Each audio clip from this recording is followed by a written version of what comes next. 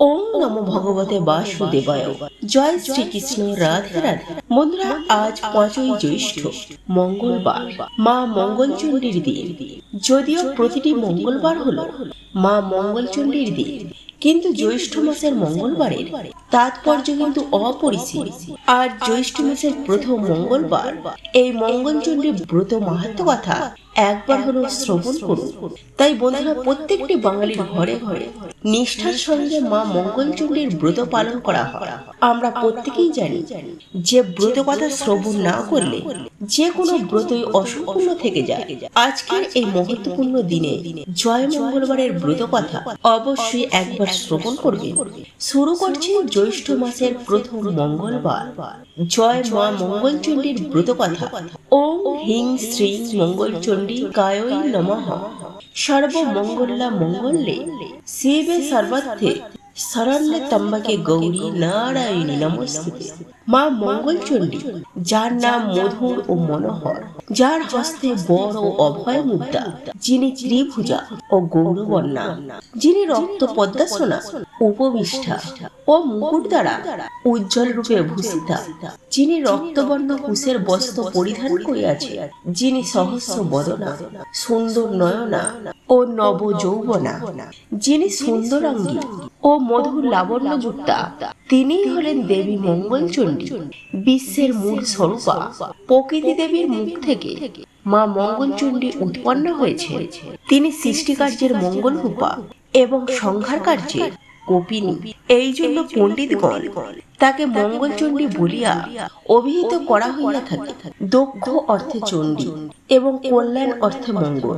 মঙ্গলকর বস্তুর মধ্যে দক্ষ বলে তিনি মঙ্গলচণ্ডীর নামে প্রসিদ্ধা। কৈলাস পর্বতে শিবের বাড়ি। আকাশ থেকে যেন কোটি কোটি চাঁদের আলো সেখানে ঝরে পড়ছে। গন্ধর্ব, কিন্নর, যক্ষ ও বিদ্যাধরদের গানে কৈলাসের শিবলোক যেন পরিপূর্ণ হয়ে আছে। এমনই একটা দিনে মা ভগবতী পদ্মার সঙ্গে বসে গল্প করছিলেন। এমন সময় হঠাৎ তার মনে এলো যে মর্তে তার পুজোর প্রচলন হওয়া দরকার এবং তার জন্য যথাযথ ব্যবস্থা করতে হবে। এই কথা শুনে পদ্মার খুবই ভাবনা হলো। সে ভাবতে লাগলো, কেমন করে মর্তে মার পূজার ব্যবস্থা হতে পারে। পদ্মার এই ভাব দেখে মা বললেন যে এর জন্য কাউকে ভাবতে হবে না, তিনি নিজেই তার পুজোর ব্যবস্থা করবেন। আর করলেনও তাই। মায়া করে ধর্মমাতা জরাদির বেশ, হাতে লাঠি কাঁধে ঝুলি উড়ে পড়ে কেশ, এমনই এক বুড়ি ব্রাহ্মণীর বেশ ধরে চললেন মা মর্তলোকে। এই বেশে মা উজানি নগরে এক সওদাগরের বাড়িতে এসে উপস্থিত হলেন।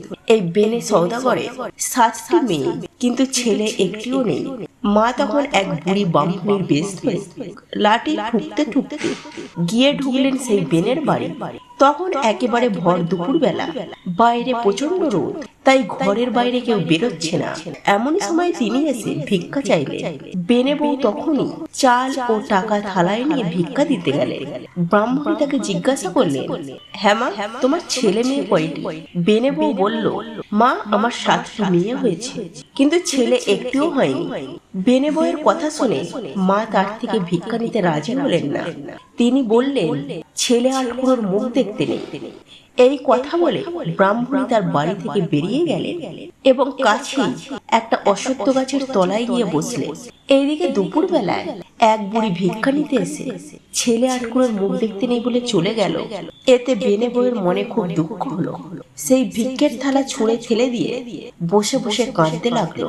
বেনে বউয়ের কান্না শুনে তার 7টি মেয়ে ছুটে এলো। বাড়ির ভেতর থেকে চাকর বাকররাও ছুটে এলো, আর ছুটে এলেন স্বয়ং সওদাগর। সকলে বেনে বউয়ের কাঁদার কারণ জিজ্ঞাসা করলেন, কিন্তু বেনে বউ কোনো কথা বলল না। শেষ পর্যন্ত সওদাগর অনেক অনুনয় বিনিময় করার পর সে বলল সেই ব্রাহ্মণী ভিখারিনীর কথা। বেনে বউ আরো বলল যে ভিখারিনী বলে গেছে যে মেয়ে আটকুড়োর মুখ দেখতে আছে, কিন্তু ছেলে আটকুড়োর মুখ দেখতে নেই। সেই জন্য বেনে বউ জেদ ধরেছে যে ছেলে না হলে সে আর জীবন রাখবে না। বেনে সওদাগর তখন লোকজন নিয়ে বেরোলো সেই বুড়ির খোঁজে। কিছু দূর গিয়েই সেই সওদাগর একটি অশ্বত্থ গাছতলায় একটি বুড়িকে বসে থাকতে দেখল। সওদাগর বুড়ির পা দুখানি চেপে ধরে বলল, মা, আমার বউ ছেলে আটকুড়ো বলে তার হাতে ভিক্ষা নাওনি, এতে তার খুবই দুঃখ হয়েছে। এখন মা, তুমি একটা দয়া করে ওষুধ দাও, যাতে সে ছেলের মুখ দেখতে পারে। বুড়ি সব কথা শুনে চুপ করে বসে রইল। শেষে অনেক সাধ্য সাধনার পর সে বলল, তুই যখন নেহাতি ছাড়বি না, তখন তোকে একটা ফুল দিচ্ছি, এটা নিয়ে যা। ফুলটা খুব সাবধানে রাখবি। বেনে বউ যখন অসুচি হওয়ার পর 4 দিন পর স্নান করে উঠবে, তখন তাকে এই ফুল ধোয়া জল খেতে বলবি, তাহলেই তার চাঁদের মতো ছেলে হবে। বুড়ির কাছ থেকে ফুল পেয়ে সওদাগর ছুটল বাড়ির কাছে এবং তার বউয়ের হাতে ফুলটি দিয়ে তাকে সব কথা খুলে বলল। কিছুদিন কেটে যাওয়ার পর বেনে বউ অসুচি হওয়ার 4 দিন পর স্নান করে উঠে সেই ফুল ধোয়া জল পান করলো। মা ভগবতীর দয়ায় অল্প দিনের মধ্যেই বেনে বয়ে পেটে সন্তান এলো। সকলে খুবই আনন্দিত হলো। বুড়ো বয়সে বউ গর্ভবতী হয়েছে, এবার তার আটকুড়ো নাম খুঁজবে। ক্রমে 9 মাস অতিবাহিত হওয়ার পর খুব ঘটা করে বেনে বইয়ের শ্রাদ্ধ দেয়া হলো। এইভাবে 10 মাস 10 দিন কেটে যাওয়ার পর বেনে বইয়ের প্রসব বেদনা উঠল। সে প্রসব বেদনায় খুবই কষ্ট পেল। প্রসব তার কিছুতেই হয় না। সকলে খুব ভাবনায় পড়েছে। এমন সময় একজন বৃদ্ধা এসে বউয়ের ওই অবস্থা দেখে বলল, বৌমা, তুমি এত কষ্ট পাচ্ছ, তুমি একবার মা দুর্গাকে স্মরণ করো, তিনি সব দুর্গতি দূর করে দেবে। এই কথা শুনে বেনে বউ কেঁদে কেঁদে মা ভবানীকে ডাকতে লাগলো। এমন সময় কৈলাসে মা ভবানীর সিংহাসন টলে উঠল। মা তখন পদ্মাকে জিজ্ঞাসা করলেন, হ্যাঁ রে পদ্মা, হঠাৎ করে আমার সিংহাসন এইভাবে টলে উঠল কেন? পদ্মা তখন বলল, মা, তুমি যে বেনে বউকে ওষুধ দিয়েছিলে ছেলে হওয়ার জন্য, আজ 9 দিন ধরে প্রসব বেদনায় সে ভয়ানক কষ্ট পাচ্ছে, তাই সে তোমাকে ডাকছে। পদ্মার কথা শোনার পরে মায়ের মনে খুবই কষ্ট হলো। তিনি আবার বুড়ির বেশ ধরে সেই বণিকের বাড়িতে গিয়ে উপস্থিত হলেন। বাড়িতে তখন অনেক লোকজনের যাতায়াত চলছে। মা তখন একটি মেয়েকে জিজ্ঞাসা করলেন, হ্যাঁ গা, কি হয়েছে তোমাদের? বাড়িতে এত লোকজন কেন? মেয়েটি তখন বুড়িকে সব কথা বলল। বুড়ি তখন বললে, আমি কি বউরানীকে একবার দেখতে পারি? মেয়েটি বলল, কেন পারবে না মা? এই বলে মেয়েটি বুড়িটিকে নিয়ে গেল সেই বউয়ের কাছে। বুড়ি তখন বললে, ঘর থেকে সবাই বেরিয়ে যাও, আমি একলাই বউরানীর কাছে থাকবো, তোমাদের কোনো ভয় নেই। বুড়ির কথা মতো সবাই ঘর থেকে বেরিয়ে যাওয়ার পর বুড়ির বেশে মা ভগবতী বউরানীর গায়ে তার পদ্মহস্ত বুলিয়ে দিলে সঙ্গে সঙ্গে বেনে বউ চাঁদের মতো একটি ছেলে প্রসন্ন করল। মা ভবানী তখন ছেলেটিকে একটি আদর করে বললেন, এর নাম রেখো জয়দেব। এই বলে মা অদৃশ্য হয়ে গেলে। এইভাবে বেশ কিছুদিন কেটে গেল। হঠাৎ আবার মা ভগবতীর সিংহাসন টলে উঠল। আবার বুড়ির বেশে মা গিয়ে হাজির হলে ধনপতি সওদাগরের বাড়িতে। তেমনই দুপুর বেলায় সেখানে গিয়ে ভিক্ষা চাইলেন। ধনপতির বউ থালায় করে চাল আর টাকা নিয়ে এসে বুড়িকে ভিক্ষা দিতে গেল। বুড়ি তখন তাকে জিজ্ঞাসা করল, হ্যাঁ মা, তোমার ছেলে মেয়ে কয়টি? বণিকের বউ তখন তাকে বলল, আমার 7টি ছেলে হয়েছে, কিন্তু মেয়ে একটিও হয়নি। এই কথা শোনার পর বুড়ি আর তার কাছ থেকে ভিক্ষা নিতে রাজি হলো না। শুধু বলে গেল, ছেলে আটকুড়োর মুখ দেখতে আছে, কিন্তু মেয়ে আটকুড়োর মুখ দেখতে নেই। এই কথা শোনার পর বেনে বউ ভিক্ষের থালা মাটিতে ছুঁড়ে ফেলে দিল এবং মাটিতে বসে কাঁদতে লাগলো। তার কান্না শুনে বাড়ি শুধু লোক এসে তার কান্নার কারণ জানতে চাইলো, কিন্তু বেনে বউ কোনো উত্তর দিল না। অনেক সাধ্য সাধনার পর সে বলল, এক বুড়ি ভিখারিনী তার কাছ থেকে ভিক্ষা না নিয়ে চলে গেছে এবং যাওয়ার সময় বলে গেছে, ছেলে আটকুড়োর মুখ দেখতে আছে, তবু মেয়ে আটকুড়োর মুখ দেখতে নেই। এই কথা বলার পর বেনে বউ কাঁদতে কাঁদতে বলল যে মেয়ে না হলে তার প্রাণ বিসর্জন দেবে। তখন সওদাগর বুড়ির খুঁজে বেরোলো। কিছু দূর গিয়েই সে দেখতে পেল বুড়ি একটি বট গাছের নিচে বসে আছে। সওদাগর তখন তার কাছে গিয়ে পা ধরে বলল, মা, আমার মেয়ে হয়নি বলে তুমি আমার বউয়ের হাতে ভিক্ষা নাওনি? সে কেঁদে কেঁদে সারা হচ্ছে। এখন কি করে আমার মেয়ে আটকুড়োর নাম খুঁজবে? দয়া করে তুমি তার ব্যবস্থা করে দাও।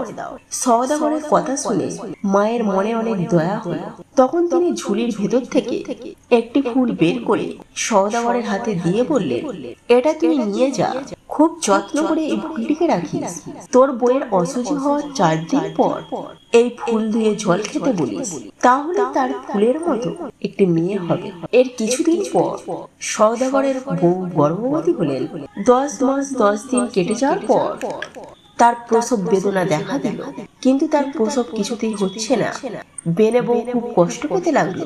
তখন সে কেঁদে কেঁদে মাকে ডাকতে লাগলো। এবারেও মায়ের সিংহাসন টলে উঠল। পদ্মা তখন মাকে বেনে বউয়ের কথা মনে করিয়ে দিয়ে বলল যে 4-5 দিন ধরে সে খুব কষ্ট পাচ্ছে। এই কথা শুনে মা আর থাকতে পারলেন না। আবার তিনি বুড়ির বেশ ধরে চললেন সেই বেনে বউয়ের বাড়িতে। সেখানে পৌঁছে বাড়ির লোকের মতো বুড়ি গিয়ে ঢুকলো আঁতুর ঘরে। এখানে বেনে বউয়ের কাছে যারা বসেছিল, বুড়ি তাদের বলল, তোমরা সকলে একবার ঘরের বাইরে যাও, আমি একলাই একটু বউয়ের কাছে থাকবো। বুড়ির কথা শুনে সকলে যেন আকৃষ্ট হয়ে ঘর থেকে বেরিয়ে গেল। ঘরের দরজা বন্ধ করে বেনে বউয়ের হাতে তিনি তার কমল পদ্ম হস্তটি বুলিয়ে দিলে সঙ্গে সঙ্গে বেনে বউ ফুলের মতো একটি ফুটফুটে মেয়ে প্রসব করল। মা তখন মেয়েটিকে নিয়ে একটি আদর করলেন এবং বেনে বউয়ের কোলে দিয়ে বললেন, এর নাম রেখো জয়াবতী। এই বলে মা ভগবতী অদৃশ্য হয়ে গেলেন। ক্রমে জয়াবতী 7 বছরে পদার্পণ করলো। সে এখন সমজুটি পাড়ার মেয়েদেরকে নিয়ে পুতুল খেলে, আবার ঠাকুর পুজোও করে। সে ছেলে খেলার মতো বালি নৈবেদ্য, কাঁঠাল পাতা, বেল পাতা, বনের ফুল এবং নানা রকমের লতা পাতা দিয়ে আপন মন থেকে মঙ্গলচণ্ডীর পূজা করতে থাকে। একদিন সে এভাবেই পূজা করছে। এমন সময় এক জয়দেবের পায়রা এসে বসলো জয়াবতীর কোলে। জয়দেব পায়রার পেছনে ছুটে এসেছিল। সে এসে দেখলো তার পায়রাটি জয়াবতীর কোলে বসে আছে। জয়দেব তখন জয়াবতীর কাছে তার পায়রাটি ফেরত চাইল, কিন্তু জয়াবতী সেই পায়রাটিকে ফেরত দিতে রাজি হয়নি। আর জয়দেবও ছাড়বার পারত না। সে তার পায়রা নিয়ে তবেই ছাড়ল। যাবার সময় জয়াবতী ও তার সখীদের জিজ্ঞাসা করল, এটা তোমরা কি করছো? জয়াবতী বলল, আমরা মা মঙ্গলচণ্ডীর পূজা করছি। জয়দেব আবার বলল, এতে কি ফল হয়? জয়াবতী বলল, হারালে পায়, মলে জিও, ফাঁড়ায় কাটে না, আগুনে জলে ফেলে দিলে মরণ ঘটে না, সতী মেরে ঘর পায়, রাজা মেরে রাজ্য পায়। এই কথাগুলো শোনার পর জয়দেব বাড়িতে এসে রাগ করে শুয়ে পড়ল। কারোর সঙ্গে সে আর কথা বলতে চায় না। বাড়ি শুদ্ধ লোক একেবারে অস্থির হয়ে উঠল। সকলে কত জিজ্ঞাসা করলো যে কিসের জন্য তার রাগ হয়েছে, কিন্তু সে কোনো উত্তর দিল না। শেষে জয়দেবের মা এসে অনেক অনুনয় বিনয় করতে জয়দেব বলল যে সওদাগরের মেয়ে জয়াবতী তার বিয়ে দিলে তবেই সে না খাওয়া করবে। জয়দেবের এই কথা শুনে মা খুবই খুশি হলেন। তখনই তিনি কর্তার কাছে সব কথা খুলে বললেন। কিছুদিন পর বেনে সওদাগর জয়াবতীর বাবা ধনপতি সওদাগরের কাছে বিয়ের প্রস্তাব পাঠালেন। ধনপতি সওদাগরও বিয়ের এই প্রস্তাবে সহজেই রাজি হয়ে গেলেন। আর বিয়ে স্থির হলো জ্যৈষ্ঠ মাসের মঙ্গলবারে। জ্যৈষ্ঠ মাসের জয় মঙ্গলবারে ব্রতের দিন খুব ধুমধাম করে জয়াবতীর সঙ্গে জয়দেবের বিবাহ হয়ে গেল। বিয়ের দিন রাত্রিরে বাসর ঘরে জয়াবতী আঁচলে বাঁধা গম জব বের করে খেয়ে নিল। তাই দেখে জয়দেব বলল, ও কি, তুমি কোনো তুক করলে নাকি? জয়াবতী বলল, তুক তা কিছুই করিনি, আজকে জয় মঙ্গলবারের ব্রত করেছি, তার গদ খেলুম। বিয়ের পর দিন ধনপতি সওদাগর জয়াবতীকে সোনার গয়নায় একেবারে মুড়ে দিল আর অনেক ধন রত্ন দিয়ে বর কন্যাকে বিদায় করল। যাবার সময় জয়দেব তার বাবার সঙ্গে না গিয়ে একটা আলাদা ডিঙিতে করে বউকে নিয়ে চলল। ছেলের ইচ্ছে, তার বাবা কোনো বাধা দিলেন না। খানিক দূর যাবার পথে জয়দেব জয়াবতীকে বলল, দেখো এখানে চোরের খুব উপদ্রব, তুমি অনেক সোনার গয়না পরে আছো, চুরি যাওয়ার খুব ভয় আছে। তুমি সমস্ত গয়না খুলে তোমার কাপড়ে একটা পুটলি করে আমাকে দাও, আমি এটাকে কোলে নিয়ে বসে থাকি, আর তুমি আমার চাদরটা ঝুলিয়ে নাও। জয়দেবের কথা মতো জয়াবতী গয়নার একটা পুটুলি জয়দেবের হাতে দিয়ে দিল। আর জয়দেব তখনই সেই পুটুলিটা জলে ফেলে দিল। তারপর কৈলাসে মা ভবানীর আসন ডলে উঠল। মা পদ্মাকে জিজ্ঞাসা করলেন, আবার আমার আসন টললো কেন পদ্মা? পদ্মা বলল, তোমার জয়দেব জয়াবতীর সব গয়না জলে ফেলে দিয়েছে, এখন কি উপায় হবে? দেবী ভবানী তখনই রাঘব বোয়ালকে ডেকে বললেন, আমার জয়াবতী সমস্ত গহনা জয়দেব পুটুলি করে জলে ফেলে দিয়েছে। তুমি পুটুলিটা এখনই গিলে ফেলে নিজের পেটের মধ্যে রাখো। খাল, বিল, নদী, পুকুরে যেখানে যত মাছ আছে তাদের ডেকে মা ভবানী বললেন, কাল থেকে 3 দিন তোমরা সকলে গভীর জলে লুকিয়ে থাকবে। এইদিকে বেনে সওদাগরের বউ মেয়েদের নিয়ে ডিঙা বরণ করতে এলো। সকলেই দেখলো বইয়ের গায়ে একটাও গহনা নেই। সকলেই বলতে লাগলো যে বইয়ের বাবা অত বড় মানুষ হয়েও মেয়েকে একটাও গয়না দেয়নি, কি আশ্চর্য। যাই হোক, বেনে বউ নিজের ঘরে নানা রকম গহনা পরিয়ে দিয়ে বউ বরণ করলো আর তাকে ঘরে নিয়ে গেল। পরের দিন বউ ভালো মাছ ধরে দেওয়ার জন্য জেলেদের ওপর হুকুম হলো, কিন্তু জেলেরা কোনো পুকুরেই কোনো মাছ পেল না। শেষে নদীতে জাল ফেলে জেলেরা সেই রাঘব বোয়াল মাছটিকে ধরে ফেলল, যে জয়াবতীর গহনার পুটলিটা গিলে ফেলেছে। জেলেরা মাছ নিয়ে সওদাগরের বাড়িতে এলো। এত বড় মাছ দেখে বাড়ির সবাই খুব খুশি। মাছ কাটবার আয়োজন হলো, কিন্তু বটি, কাঠারি, এমনকি কুড়ুল দিয়েও সেই মাছকে কেউ কাটতে পারলো না। এই সব ব্যাপার থেকে জয়াবতী তার শাশুড়িকে বলল, মা আমি মাছটা কাটবো। শাশুড়ি বলল, এত মানুষ পারলো না আর তুমি পারবে? কি বলছো বৌমা? জয়াবতী কিন্তু সহজে ছাড়লো না। শাশুড়িকে অনেক বুঝিয়ে সুঝিয়ে নিজেই মাছ কাটতে বসল। মা মঙ্গলচণ্ডীকে স্মরণ করে সেই ছোট বটি একটা দুটো কোপ দিতেই মাছটা টুকরো টুকরো হয়ে গেল, আর তার পেটের ভেতর থেকে বেরিয়ে পড়ল সেই গহনার পুটুলিটা। জয়াবতী তখনই সেই ঘাটে গিয়ে পুটুলিটা ধুয়ে নিজের সব গয়নাগাটি পরে নিল। গহনা দেখে সবাই জয়াবতী ধনপতির পিতা সওদাগরে সবাই তারিফ করতে লাগলো। তখন বেনে সওদাগরের বইয়ের আনন্দ তখন আর ধরে না। এইদিকে জয়াবতীকে সব গহনা ফিরে পেতে দেখে জয়দেবের মনে পড়ে গেল জয়াবতীর বলা কথা, হারালে পায় সত্যি তো। জয়াবতী সব হারিয়ে আবার ফিরে পেল। সেই দিন বউ ভাতে 17 জন বেনে এসেছে নিমন্ত্রণ রক্ষা করতে। জয়দেব গিয়ে চুপি চুপি তাদেরকে বলে দিল যে তারা যেন বলে মাছ যে উঠেছে সেই যদি রান্না করে তবেই তারা খাবে, তা না হলে তারা ফিরে যাবে। তখনই বেনে সওদাগরের কথাটা কানে উঠল। তিনি জয়াবতীর কাছে গিয়ে বললেন, মা জয়াবতী, তুমি না রান্না করলে, কেউ খাবে না বলছে, এখন কি হবে মা?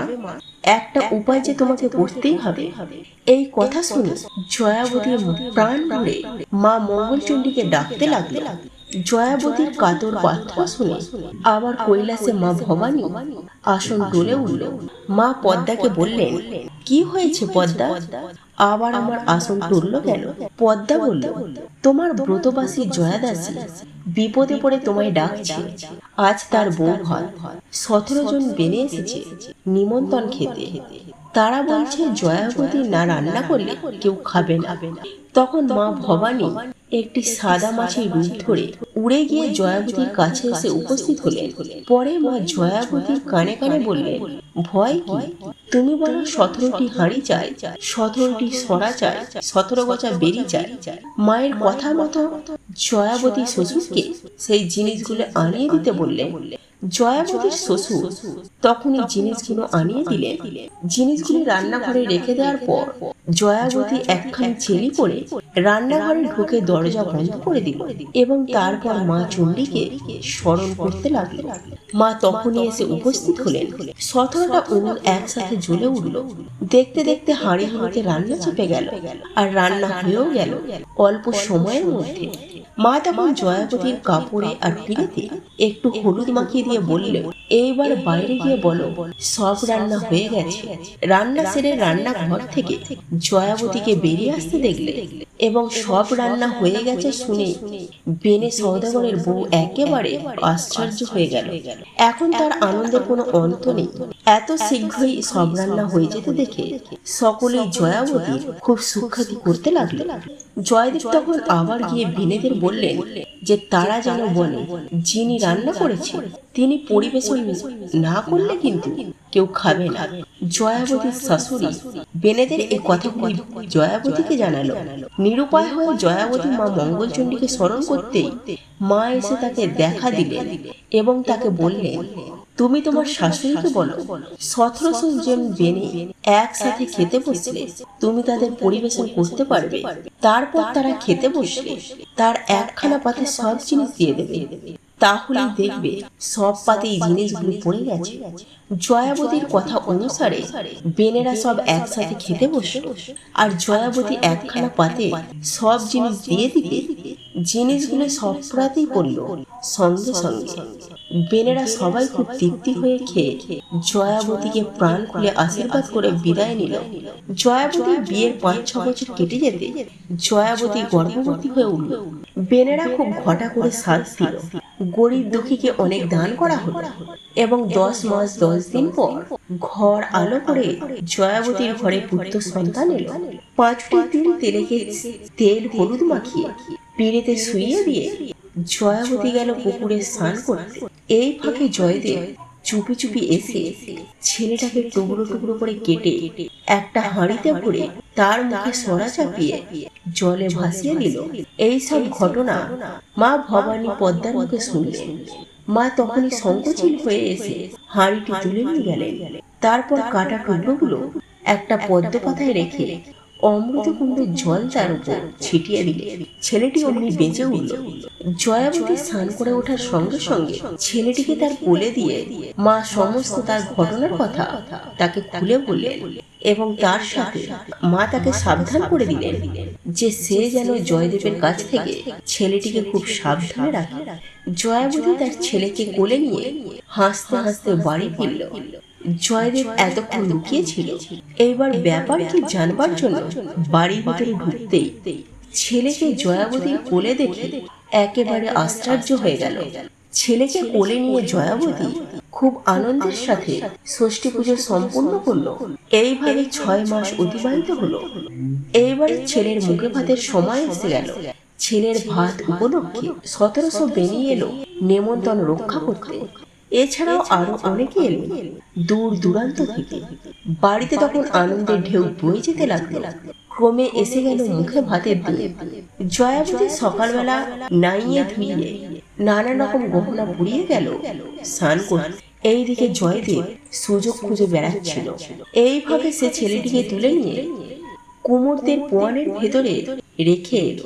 সেই দিনে আবার ছিল পোয়ানের আগুন দেওয়ার কথা। সেই মতো কুমোরেরা পোয়ানে আগুন দিল, কিন্তু আগুন ধরলো না। তারা কত রকম চেষ্টা করলো, কিন্তু আগুন কিছুতেই ধরাতে পারলো না। এইদিকে কৈলাসে মা ভবানীর আসন তুলে উঠল। মা পদ্মাকে জিজ্ঞাসা করলো, ব্যাপার কি? পদ্মা বলল, আজ তোমার ব্রতদাসী জয়াবতী ছেলের ভাত সে ছেলেকে শুইয়ে রেখে গিয়েছিল স্নান করতে, আর সেই সুযোগে জয়দেব ছেলেটিকে তুলে নিয়ে গিয়ে কুমোরদের পোয়ানের ভিতরে রেখে এসেছে। পদ্মার মুখে সব কথা শুনে মা আবার এক বুড়ি ব্রাহ্মণীর বেশ ধরে নেমে এলেন ধনপতি সওদাগরের বাড়িতে। কুমোরেরা তখন অনেকজন মিলে পোয়ানের আগুন ধরানোর চেষ্টা করছিল। মা কুমোরদের কাছে গিয়ে বললেন, হ্যাঁ গা, তোমাদের এখানে এত ভিড় কিসের? কুমোরেরা বলল, মা আমরা পোয়ানে কিছুতেই আগুন ধরাতে পারছি না। যতবার চেষ্টা করছি আগুন কিছুতেই ধরছে না। আমরা বুঝতে পারছি না ব্যাপারটা কি। মা তখন তাদের সরে যেতে বলে পোয়ানের ভেতর থেকে ছেলেটিকে বার করে আনলো এবং সঙ্গে সঙ্গে পোয়ানের আগুনটা জ্বলে উঠল। মা তখন ছেলেটিকে নিয়ে গিয়ে জয়াবতীর কোলে দিয়ে বললেন, তোমাকে কতবার বলেছি যে ছেলেটিকে সাবধানে রেখো, কিন্তু তা তুমি পারছো না। আর জয়দেব তোমার ছেলেকে নিয়ে গিয়ে কুমোরদের পোয়ানের ভেতরে রেখে এসেছিল। এই কথা বলে জয়াবতী ও তার ছেলেকে আশীর্বাদ করে মা অদৃশ্য হয়ে গেলেন। সন্ধ্যার পর জয়দেব বাড়ি ঢুকে দেখলে যে ছেলে বেশ আনন্দের সাথে মায়ের কোলে বসে খেলা করছে। এইবার জয়দেব বুঝল 3বার চেষ্টা করার পরেও যদি ছেলেটার কোনো ক্ষতি করা গেল না, তখন একথা মানতেই হবে যে ব্রতের ফল কখনো মিথ্যা হতে পারে না। এরপর থেকে জয়দেব আর কখনো অঘটন ঘটানোর চেষ্টা করলো না। জয়াবতীকে নিয়ে সে বেশ সুখী ঘর করতে লাগলো। পরে তাদের আরো কয়েকটি ছেলে মেয়ে হলো। জয়াবতীর শ্বশুর এবং শাশুড়ি নাতি নাতনিদের মুখ দেখে আনন্দে দিন কাটিয়ে স্বর্গে গেলেন। জয়াবতী এবং জয়দেব তাদের ছেলে মেয়েদের কাছে মা মঙ্গলচণ্ডী ব্রতের কথা প্রচার করল এবং তাদেরও প্রচার করতে বললেন। তারপর একদিন শুভ দিনে স্বয়ং ভগবান পুষ্পক রথ পাঠিয়ে দিলেন। জয়দেব এবং জয়াবতী জীবন্ত অবস্থায় সেই রথে চেপে স্বর্গে চলে গেল। সকলে তাদের এই অবস্থা দেখে খুব ধন্য ধন্য করতে লাগলো। সেই থেকেই জ্যৈষ্ঠ মাসের জয় মঙ্গলবারের ব্রত কথা পৃথিবীময় ছড়িয়ে পড়ল। মনে করা হয় জ্যৈষ্ঠ মাসের জয় মঙ্গলবারের দিন এই ব্রত শোভন করা বা অন্যকে শোভন করানো অত্যন্ত শুভ ফলদায়ক। যে রমণী এই ব্রত পালন করে তার কখনো জলে ডুবে মরা, অগ্নিতে দগ্ধ হওয়া, অস্ত্রঘাতে আহত হওয়া প্রভৃতি ঘটে না এবং তার হারানো বস্তু অবশ্যই ফিরে পায়। প্রিয় শ্রোতা বন্ধুরা, পরিবারের মঙ্গল কামনায় এই ব্রত অবশ্যই পালন করুন। তার সাথে এই ব্রত কথা সম্পূর্ণ শ্রবণ করুন। আজকের মতো ভিডিওটি এই পর্যন্ত। যদি ভিডিওটি ভালো লাগে বা সমৃদ্ধ হন তাহলে অবশ্যই একটি লাইক করতে ভুলবেন না। জয় মা মঙ্গলচণ্ডী, জয় ভবানী।